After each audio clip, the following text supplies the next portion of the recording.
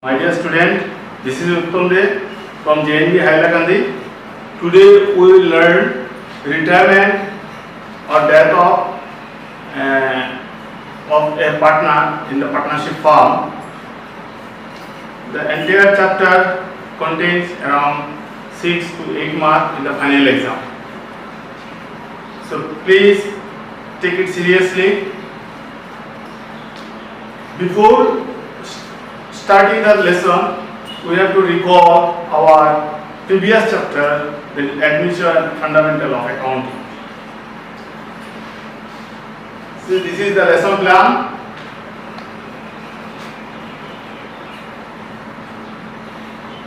Then let's recall our previous knowledge. My dear student, reconstitution of firm, nothing but changing the agreement among the partners after changing the ratio, after changing the partnership relation. Partnership means relation among the partners. So if any change, the reconstitution takes place. So retirement of partner also leads to reconstitution of partnership firm. Okay?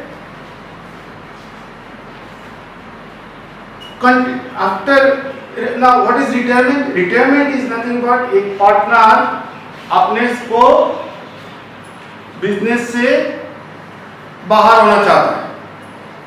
Death मतलब कोई partner मर गया, ठीक है? तो जो बाहर होना चाहता है, बिजनेस से बाहर होना चाहता है, पार्टनरशिप से बाहर होना चाहता है, तो उसके साथ फेयरली ट्रीटमेंट होना है. From accounting point of view, business should treat him Fairlie and whatever amount due to the retiring partner or deceased partner, it should be calculated. Say, like admission or changing the ratio, retirement, in case of retirement or death, also the existing partnership deed comes into end. The new relation or new constitution started after retirement, like admission. तो जो भी deed नया होगा उसमें नया ratio होगा, नया understanding होगा, नया एग्रीमेंट होगा. अकाउंटिंग ट्रीटमेंट में उतना कुछ प्रॉब्लम नहीं है. Whatever we have learned at the time of admission of a partner or changing ratio, most of the things are to be used in the retirement of partnership firm. Here, very interesting, the amount due to retiring partner, nothing but the credited to his capital account. जो partners है, partner retire हुआ है, जो जा रहा है business से, तो क्या मिलेगा? ठीक है, वेरी सिंपल. यू सी, और वो क्या देगा? तो if we create a picture within our mind, we will get in this way. You see, एक पार्टनर जा रहा है, the outgoing partner, उसको क्या क्या मिलेगा? That is retiring partner capital account. See, जो मिलेगा उसको हम क्रेडिट, उसका कैपिटल अकाउंट को क्रेडिट करेंगे, और जो उससे लेना है उसका कैपिटल अकाउंट को डेबिट कर देंगे. Very simple. एक पार्टनर जा रहा है बिजनेस से, तो उसको क्या मिलेगा? There are two sides of account. जो मिलेगा, इधर इस साइड में प्लस, इसमें माइनस. उसको मिलने वाला means his capital account to be credited. My dear student, देखो क्या मिलेगा? कैपिटल अकाउंट का balance of capital account. That you see, if any current account of respective partner or returning outgoing partner. If credit balance is showing, the balance will transfer to capital account of current account.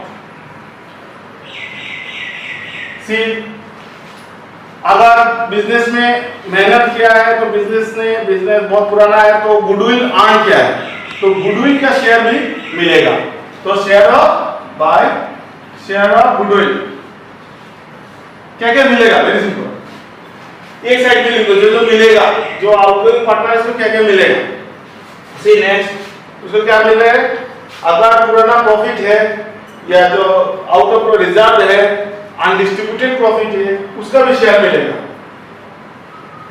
Share of reserve surplus, there is no profit not distributed earlier, ये भी मिलेगा. Then very important, share of revaluation of assets and liabilities. जो assets and liabilities है उसको revaluation पुनर्मूल्यांकन करना है. उसका भी अगर गेन होता है तो उसका भी परसेंट मिलेगा. ठीक है, मिलने वाला अगर प्रॉफिट होता है, एसेट्स एंड लायबिलिटी रिवैल्यूएशन में प्रॉफिट होता है तो प्रॉफिट को प्लस होगा share of profit. Then share of profit till date, till retirement और डेथ डेट. जिस डेट में वो रिटायर्ड हो रहा है या डेथ हो रहा है उस दिन तक बिजनेस ने काम किया, बिजनेस में प्रॉफिट हुआ तो प्रॉफिट का उस 2 महीने के बाद, सपोज लास्ट बैलेंस शीट के बाद 2 महीने के बाद रिटायर्ड हो रहा है या फिर मर गया एक पार्टनर, तो उसको क्या मिलेगा? उस 2 महीने का प्रॉफिट कैलकुलेशन करके उसका भी शेयर मिलेगा. अगर प्रोविजन है इंटरेस्ट ऑन कैपिटल तो इंटरेस्ट ऑन कैपिटल का भी शेयर मिलेगा बाय इंटरेस्ट ऑन कैपिटल. जो मिलेगा वेरी सिंपल. क्या क्या मिलेगा, क्या क्या मिलने वाला है जो जा रहा है. देन आपको देखो सैलरी या कमीशन कुछ मिलता है तो पार्टनर को वो भी मिलता है तो वो भी प्लस होगा. अगर पार्टनर को सैलरी मिल रहा है तो वो भी प्लस होगा. These are the items are to be credited in the capital account of outgoing partner. Now we see क्या क्या उससे घटाना है. बिजनेस उससे लेगा, बिजनेस एक जो देगा, जो आउटगोइंग पार्टनर ये सब देगा, और बिजनेस से जो लेना, बिजनेस जो लेगा means from his capital order to be deducted. जैसे कि करंट अकाउंट का डेबिट बैलेंस है, करंट अकाउंट का डेबिट बैलेंस है, करंट अकाउंट उस पार्टनर का करंट अकाउंट है, उसका डेबिट बैलेंस है तो ये कैपिटल अकाउंट से माइनस होगा. अगर ड्राइंग्स लिया है, ड्राइंग्स है, ड्राइंग्स वो माइनस होगा. इंटरेस्ट ड्राइंग्स मतलब मालूम है, बिजनेस से वो लिया है तो बिजनेस को वापस करना है तो बिजनेस वो कैपिटल से माइनस कर देगा. इंटरेस्ट ऑन ड्राइंग्स, उस ड्राइंग्स के ऊपर इंटरेस्ट होता है तो वो भी माइनस होगा. Then share of goodwill. अगर शेयर ऑफ गुडविल कौन सा? पुराना गुडविल बिजनेस में है, already appeared in the balance sheet. Share of goodwill, share of goodwill nothing but old goodwill और you can say appeared in the balance sheet, whatever old goodwill. Any loss on revaluation. See here profit of revaluation. Share of profit on revaluation. Here share of loss on revaluation of assets and liabilities. Assets and liabilities को revaluation करने के बाद loss होता है तो loss का share भी deduct होगा. अगर मरने का दिन तक प्रॉफिट होता है तो प्रॉफिट का शेयर मिलेगा. अगर लॉस होता है तो वो डिडक्ट होगा. Share of loss up to date of death, up to date of death. उसके बाद जो अमाउंट है, बैलेंस जितना है, सपोज इसमें एक अमाउंट है, उसका बैलेंस जो है, ये balance amount would be paid और transfer to loan account.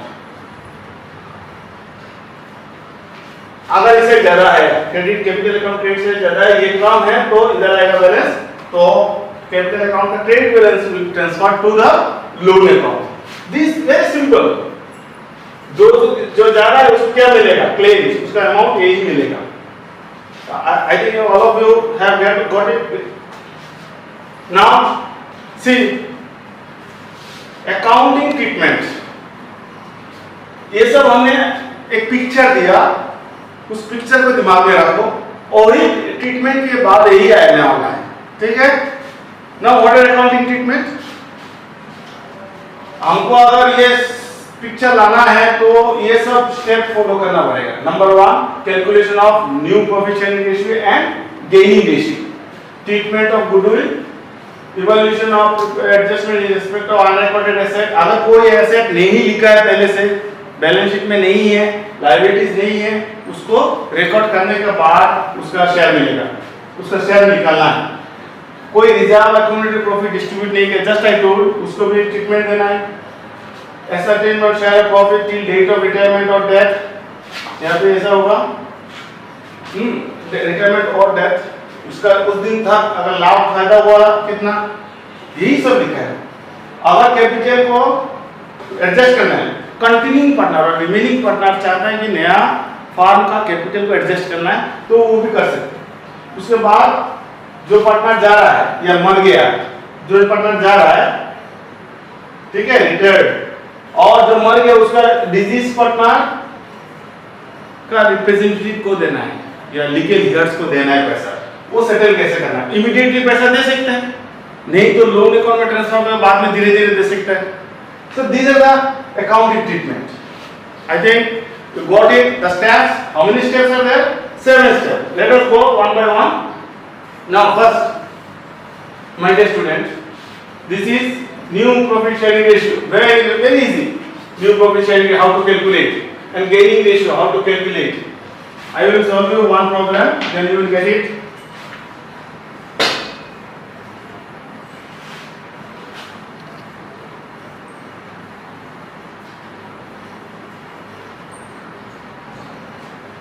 See,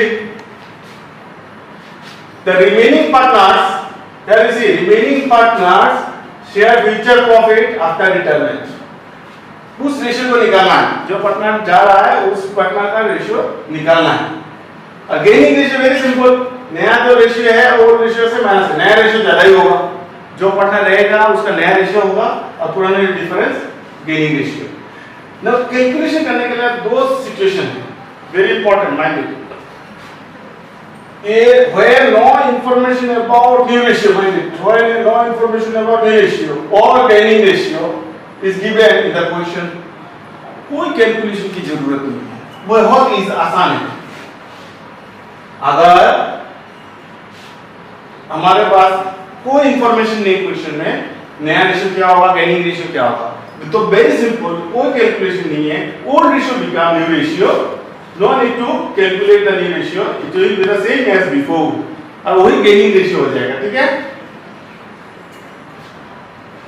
ठीक है। Now which is the difference? Then the old ratio is this. अगर mind it, ये सिचुएशन में कोई कैलकुलेशन नहीं है। सेकंड सिचुएशन में क्या है, गेनिंग रेशियो दिया हुआ है, वेरी इंटरेस्टिंग। अगर जो पार्टनर जा रहा है उसका शेयर रिमेनिंग पार्टनर लेगा, एक्वायर करेगा, एक्वायर ऑफ आउटगोइंग पार्टनर और डिजीज पार्टनर, तब अगर कंडीशन दिया हुआ है कि रिमेनिंग पार्टनर कैसे लेगा, तब हमको कैलकुलेशन की जरूरत है, ठीक है। तो एक प्रॉब्लम करके हम लोग समझेंगे how it will be. See एक example, A B and C are partners sharing old ratio कितना है, 4:3 A:B:C कितना दिया हुआ है, 4:3:2। यहाँ पे A रिटायर्ड हो रहा है, A क्या हो रहा है, रिटायर्ड हो रहा है, ठीक है।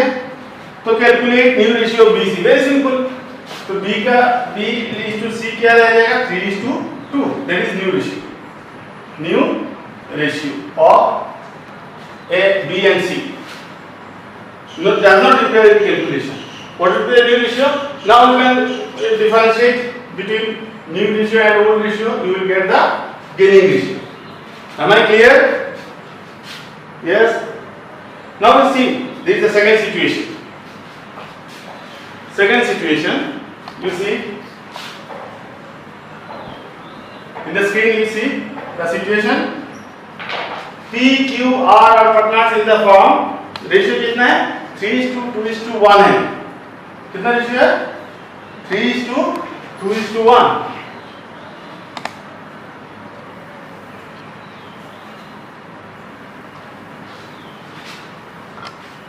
Is this clear? Q retired. His share divided equally. Mind it, this is the important. Equally between P and R. P and R will remain in the business, continuing partner. They will share Q's share equally. The condition is given, gaining portion is given, calculation is required. New ratio, how to calculate? Let me show. Here P is to Q is to R. Ratio is 3:2:1. Now here Q is outgoing. His share, Q share कितना है? Q share कितना है? 2/6. This 2/6 will be gained or shared by P and R. कैसे करेगा? P कैसे लेगा? Half लेगा. इसका हाफ P लेगा. तो P acquire or gain half of this portion. Are you getting? So half equal means दोनों के बीच में equal means half of 2/6. What is 1/6? R will acquire say 1/6. So what is the gaining ratio? So gaining ratio of P and Q, P and R equal to 1:1. Are you getting this portion? Now new ratio. So P का old ratio कितना है? New ratio of P,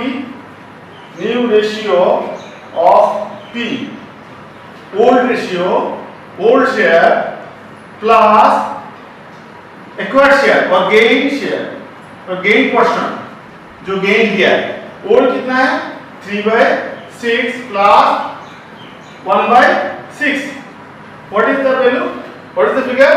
Nothing but 4/6. इसी तरह R का कितना होगा new? R का old कितना है? 1/6 plus 1/6. कितना आ रहा है? 2/6. What is the new ratio? So new ratio of P and R equal to 4:2. Nothing but 2:1. That is the new ratio of continuing partner. I think clear. This is the two situation. If it is clear, then we can proceed for next part.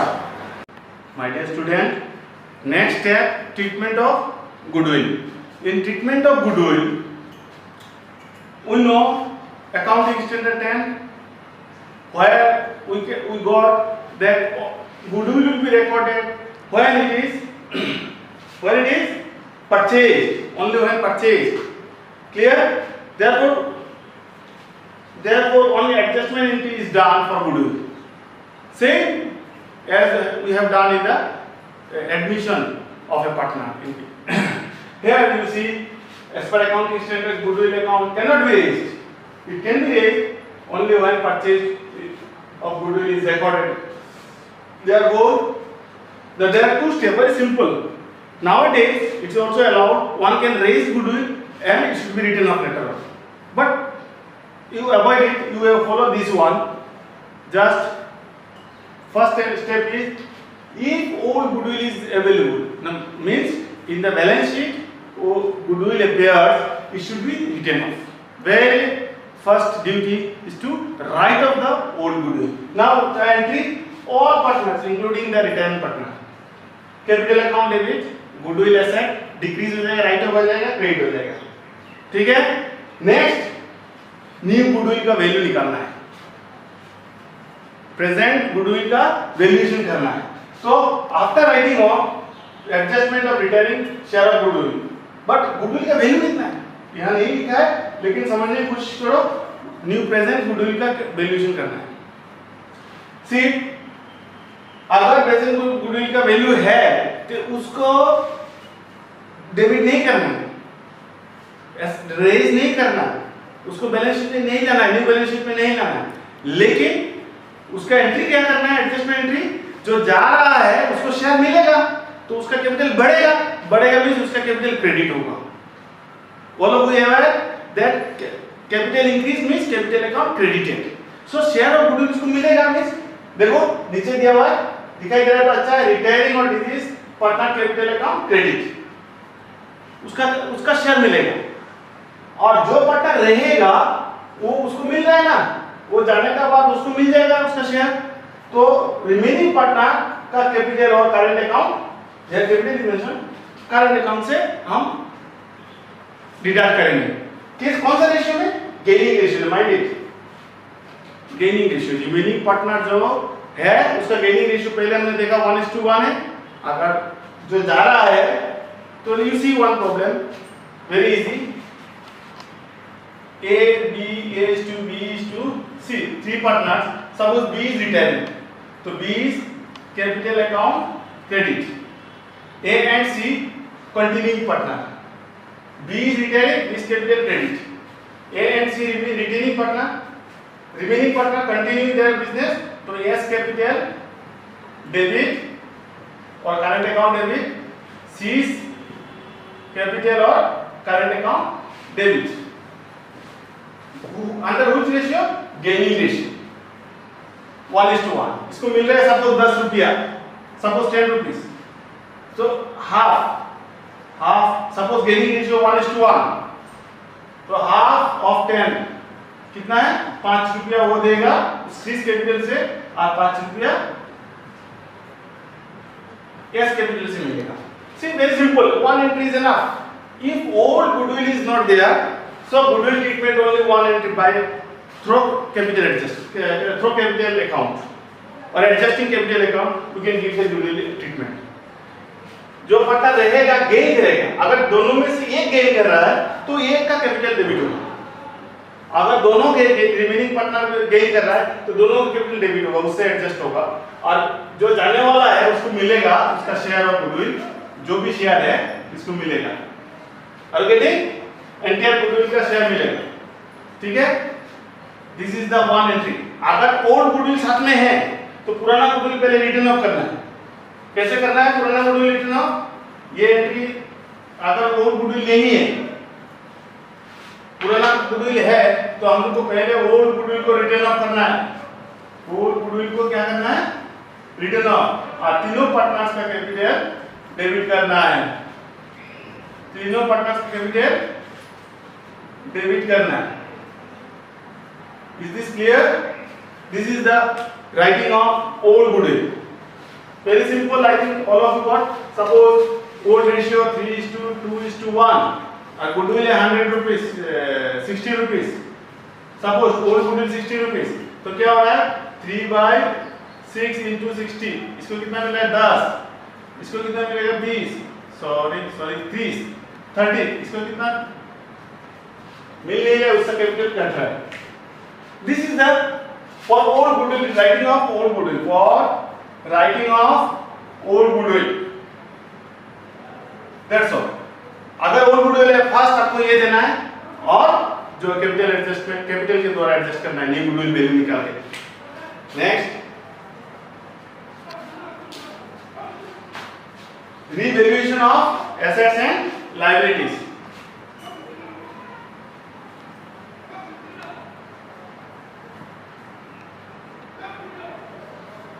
Revaluation of assets and liabilities, just like admission, revaluation account खुलना है। You have to open one account that is called revaluation account. If asset increase, revaluation account क्या होगा? Credit होगा। See, whatever we have learned in the case of admission, same thing. Revaluation account बना के उसका balance निकालना है। तो revaluation account debit कब होगा, क्रेडिट कब होगा? आपको मालूम है, एसेट बढ़ने से डेबिट होता है, तो बाय एसेट्स, जो एसेट बढ़ेगा इंडिविजुअल एसेट उसको डेबिट करेंगे, और जो एसेट घटेगा क्रेडिट होगा। कोई नया वैल्यू घट रहा है individually,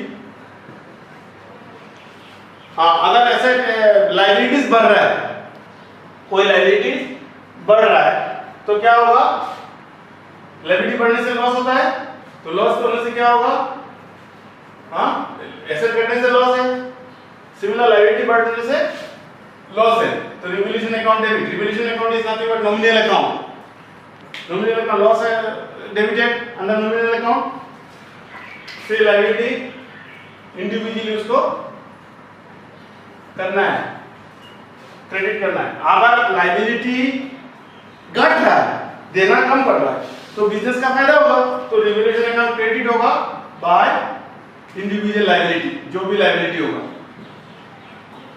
individual liability. My dear student, very easy.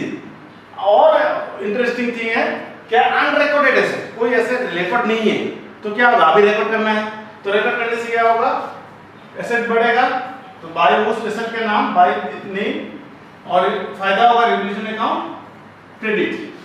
अगर कोई लायबिलिटी रिकॉर्ड नहीं है तो उसको रिकॉर्ड करने के लिए अनरिकॉर्डेड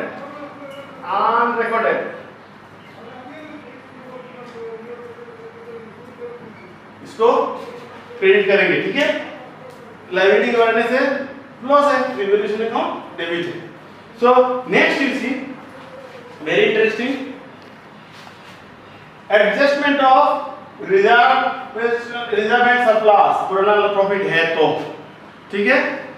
क्या होता है रिजर्व, मतलब क्या, पुराना प्रॉफिट से रखा हुआ है, reserve fund, profit and loss account का क्रेडिट बैलेंस जो भी है, ये पुराना प्रॉफिट का हक किसका है, ये बैलेंस शीट लायबिलिटी से भी मिलेगा आपको, तो ये सब पुराना प्रॉफिट का अंश है, वो सब पुराना ऑल पार्टनर को मिलना है, तो मिलना है मतलब कैपिटल अकाउंट बढ़ेगा, सो पार्टनर्स कैपिटल अकाउंट क्रेडिट होगा, either कैपिटल अकाउंट और current account in old ratio.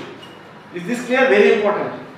हाँ अगर लॉस है तो उल्टा है, कोई प्रॉफिट अकाउंट लॉस है, क्रेडिट डेबिट, यहां क्रेडिट बैलेंस है, अगर डेबिट बैलेंस बैलेंस शीट में है, एसेट साइड में है, तो क्या होगा, कैपिटल से घटेगा, capital account will be debited और partners capital account will be debited. Next very very important, specific fund है, सपोज वर्कमैन कंपनसेशन, वर्कर तो रहेगा बिजनेस में, उसका कंपनसेशन फंड मेंटेन करना है, लेकिन जजमेंट हुआ कि इतना पैसा नहीं रखना है, 1 लाख रखा है, तो उसमें 10,000 ज्यादा है सपोज, तो 10,000 प्रॉफिट का पार्ट है, तो एक्सेस जो है, in excess of actual requirement the excess will be transferred to capital, very important in old ratio. अगर कंपनसेशन फंड में आपका 1 लाख रखा है, 1 लाख रखा है पहले से, तो सपोज 1000 रिक्वायर्ड है, इट्स ए फंड 1000 रिक्वायर्ड कितना है, रिक्वायर्ड सपोज 800, तो 200 ज्यादा है ना, this 200 will be transferred to capital account, here 200 will be transferred to capital account in old ratio. Is this clear? And whatever I told earlier, if it is debit balance, it is mentioned here for distributing accumulated loss, this or this much, okay. Any doubt? If it is doubt, you ask me. Now see,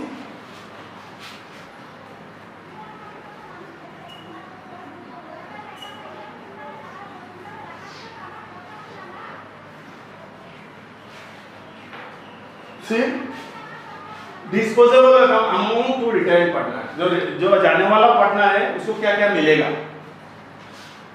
पहले तो मैंने बोल दिया, एक चीज मैंने बोला नहीं, रिवोल्यूशन अकाउंट जो बनाया, इसका जो बनाया प्लीज, जो रिवोल्यूशन अकाउंट बनाया वो भी उसको मिलेगा। रिवोल्यूशन अकाउंट मैंने मिस किया, कोई एसेट्स लायबिलिटीज रिवोल्यूशन हो रहा है, उस अकाउंट का बैलेंस जो आएगा, तो अगर वो क्रेडिट बैलेंस है तो credit balance will be shared by all partners, all partners capital account. अगर डेबिट बैलेंस ज्यादा है, लॉस है, तो ऑल पार्टनर शेयर करेगा, ठीक है, all partners capital account.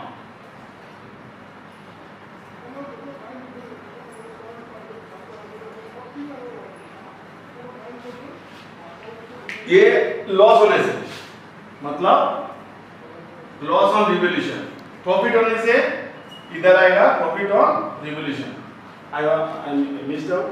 Okay, now you see, come to the point, disposable amount due to the retiring partner, मतलब जो अमाउंट सबको खत्म करने का बाद, देने के बाद क्या लास्ट में क्या मिलेगा, कैपिटल अकाउंट का बैलेंस किसको देना है। अगर कैश फुल्ली दिया जाता है, पेड फुल अमाउंट, जो पार्टनर जा रहा है उसको पूरा पैसा देना है, वेरी सिंपल।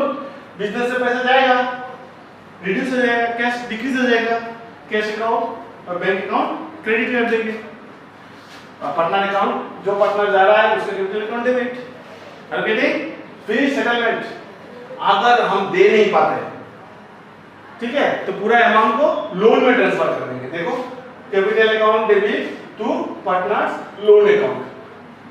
अगर दे नहीं पाया बिजनेस, रिटायरिंग पार्टनर को पैसा दे नहीं पा रहा है, अगर दे पा रहा है लेकिन पूरा दे नहीं पा रहा है, कुछ पार्ट दे पा रहा है, तो जो पार्ट देगा वो क्रेडिट होगा कैश और बाकी सब लोन में जाएगा। That loan account will be settle later on, instalment में भी दे सकता है, उसका इंटरेस्ट दे सकता है, और बाद में देखेंगे, ठीक है। So there are three alternatives at the time of disposal of due to the retiring partners. So there are three options. Okay, come to the next, settlement. Settlement कब करना है, रिटायरिंग पार्टनर का सेटलमेंट करना है, क्या करना है, loan को सेटलमेंट करना है। माइंड, लोन को सेटल, अगर लोन रहेगा, दे नहीं पाया पैसा उस टाइम, तो लोन क्या होगा, कैरी फॉरवर्ड होगा, बिजनेस का लायबिलिटी है, टाइम टू टाइम उसको इंटरेस्ट देना पड़ेगा। तो एंट्री क्या होगा, देखो, for interest on loan, interest loss है बिजनेस का, 6 महीने का बाद दे रहा है, तो 6 महीने का इंटरेस्ट कैलकुलेशन करके बिजनेस का लॉस नॉमिनल अकाउंट में debit for interest on loan. ये मिलेगा किसको, पार्टनर्स को, जो now he is not partner, तो whatever amount is capital transfer to loan, तो लोन अकाउंट बढ़ेगा, ऐड हो जाएगा। तो लोन बढ़ेगा मतलब लोन का अकाउंट क्रिएट होगा। इंस्टीड ऑफ कैपिटल अकाउंट बढ़ाने के बदले में हम लोन अकाउंट में घुसा देंगे हमें, ठीक है। 6 महीने के बाद जब पेमेंट करने जाएंगे फर्स्ट इंस्टॉलमेंट विद इंटरेस्ट, तो पार्टनर्स लोन अकाउंट डेबिट हो जाएगा टू बैंक विद इंटरेस्ट, ठीक है। इसी तरह 3 बार में पेमेंट कर सकते हैं, 2 बार में पेमेंट, जब तक सेटलमेंट नहीं होगा ये 2 एंट्री देना पड़ेगा, ठीक है। These are the settlement of loan of retiring partner. Next, adjustment of capital. My dear student, you see, remaining partner, जो पार्टनर रह जाएगा, कंटिन्यूइंग पार्टनर, वो लोग क्या करेगा, अपने से न्यू एग्रीमेंट में जाएगा, न्यू डीड बनेगा, new constitution, that is reconstitute हो जाएगा फॉर, तब उन लोगों ने अंडरस्टैंडिंग करके एक एग्रीमेंट हुआ कि कैपिटल को एडजस्ट करना है अकॉर्डिंग टू न्यू रेशियो। हाँ, अगर कैपिटल किसी का कम है तो वो घर से लाएगा, कैपिटल किसी का ज्यादा है तो वो ले जाएगा, विथड्रॉ कर लेगा। Very easy, you see. At the time of retirement death, remaining partner may decide as their new ratio. According to them, the sum of the capitals will be treated as the total capital. Sum को plus करके, जो remaining partner 2-3 है सबका amount plus कर देंगे, इसको बोलेंगे firm का टोटल कैपिटल, ठीक है। और उसका न्यू रेशियो बांटेंगे, बांटने के बाद किसी का कम हो सकता है, पकड़ लीजिए 100 रुपया है और बिजनेस में जरूरत है 120, तो 20 रुपीज वो घर से लाएगा, तो बिजनेस में कैश घुसेगा। अगर किसी का जरूरत है 120 है 140, तो वो 20 रुपीज विथड्रॉ कर लेगा, ठीक है। तो वही लिखा है, excess of deficiency capital in the individual capital account is to be calculated. अगर शॉर्टेज है, विथड्रॉल एक्सेस होगा, विथड्रॉल शॉर्टेज कंट्रीब्यूशन करेगा by transferring giving the journal entry. Very simple, अगर एक्सेस कैपिटल है, विथड्रॉ करेगा पार्टनर्स, तो partner capital account debit to cash, business से cut जाएगा। अगर शॉर्ट है तो वो लाएगा, बिजनेस में कैश अकाउंट डेबिट होगा, पार्टनर्स कैपिटल अकाउंट क्रेडिट होगा। आई think there is no problem, ये later they will solving the problem, you will understand by giving this entry, very easy. अगर कैपिटल किसी का ज्यादा है बिजनेस में, after calculation if it is found then he will withdraw, और किसी का शॉर्ट है मतलब डेफिशिएंसी है, he will bring in the business. Okay, this is called adjustment of capital. Now, all entries are same in case of death, but bit difference is there. जब मरता है बोल के नहीं मरता है पार्टनर, नेचुरल डेथ हो जाता है। तो डेट ऑफ बैलेंस शीट में रिटायर्ड नहीं होना है, कुछ दिन बाद भी हो सकता है, 10 दिन बाद भी हो सकता है, लास्ट बैलेंस शीट डेट के 1 महीना बाद भी मर सकता है, 6 महीना बाद भी मर सकता है। There is no certainty. इसीलिए डेथ में थोड़ा बहुत कैलकुलेशन की जरूरत है एक्स्ट्रा। देन आपका ये रिटायरमेंट क्या एक्स्ट्रा जरूरत है, देखो जो मर गया उसको बोलते हैं डिजीज पार्टनर, और उसका जो फॉलोअर है, उसका बीबी है, उसका बच्चे, उसको बोलते हैं एग्जीक्यूटर। तो उसका एग्जीक्यूटर में ट्रांसफर करना पड़ेगा। हमने लोन अकाउंट में ट्रांसफर किया था पैसा रिटायरमेंट के टाइम, यहाँ लेकिन उसका बैलेंस को एग्जीक्यूटर अकाउंट में ट्रांसफर करना। एग्जीक्यूटर में उसका बीबी हो सकता है, उसका बेटा हो सकता है, जो भी है लीगल हियर्स बोलेगा। तो deceased partner claim is transfer to executor.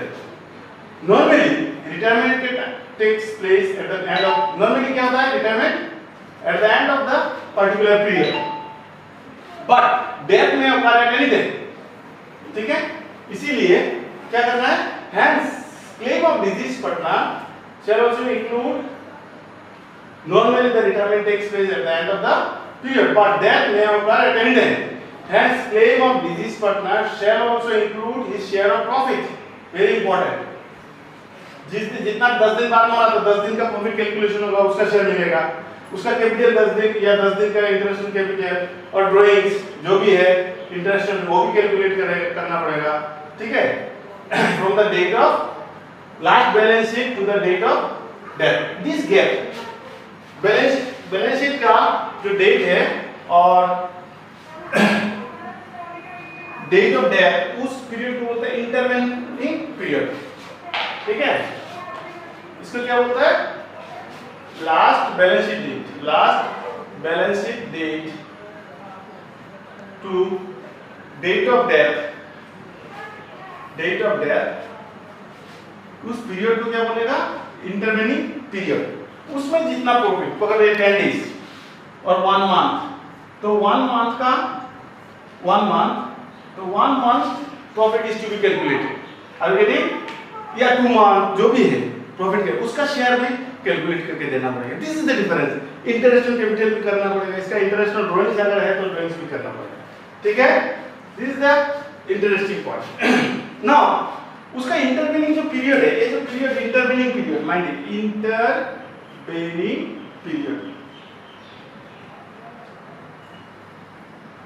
Intervening period, इसका क्या नाम है, intervening period. My handwriting is not so clear, try to understand intervening period, last date of death और date of death, suppose after 1 month का gap है, इस gap को क्या बोलता है, इंटरवेनिंग पीरियड। उस इंटरवेनिंग पीरियड का प्रॉफिट कैलकुलेट करना पड़ेगा। प्रॉफिट कैलकुलेट करने के लिए मेथड है, come to the slide please, see 2 method, there are 2 method, one time basis method, another is sale basis method or turnover basis method। my dear student, one time basis means last year जो 12 month है, 12 month में यहाँ 1 महीना का gap था तो 1 महीना में कितना है हमें निकालना है, ठीक है। और टर्नओवर बेसिस में कितना सेल हुआ, परसेंटेज ऑफ सेल कंपेयर करके फॉर्मूला है, देखो profit of the current year after the date of death, sales of for the current year after the date of death divided by total sale of last year, last year का total sale जितना sale है into profit for last year, उसका जो percentage आएगा उस percentage के ऊपर amount calculate होगा। This much is calculation of profit for intervening period with this। thank you। next you see whatever we have studied, introduction of retirement partners, retirement होने से क्या क्या करना पड़ता है और जो अमाउंट देना पड़ता है पार्टनर जाने वाले को, उससे लेना पड़ेगा क्या क्या, डेबिट करना पड़ेगा capital account, new profit sharing ratio कैसे कैलकुलेट करता है, गेनिंग रेशियो कैसे calculate, nothing but old ratio, gaining ratio is nothing new ratio minus old ratio, goodwill treatment we have learned, revaluation of assets and reassessment of liabilities and other unrecorded assets, disposal of amount due to the retiring partner। उसके बाद जो loan में अगर transfer होता है तो loan को settlement कैसे किया, अगर डेथ ऑफ पार्टनर है तो उसमें 2 चीज ध्यान देना है, वो जो calculation of profit and interest on capital, interest on drawings, उस सबको स्पेशली कंसीडर करना है। Next practice questions, many questions are there, please you go through this question. There are question 7 question here is 4 See big question 6 mark in the exam hall, you will get 6 mark in this similar such types of question. Then you see some questions are there, please solve. I will solve one question in the next video. I hope all will understand and then you can solve this problem. Death का problem है, बड़ा problem 6 mark, it is also death problem. Hope all of you have understood. If any doubt, please feel free to contact me. My number is 9435079465. This is also WhatsApp number. You can contact me and clear your doubt. I will try my level best. With this word, thank you very much.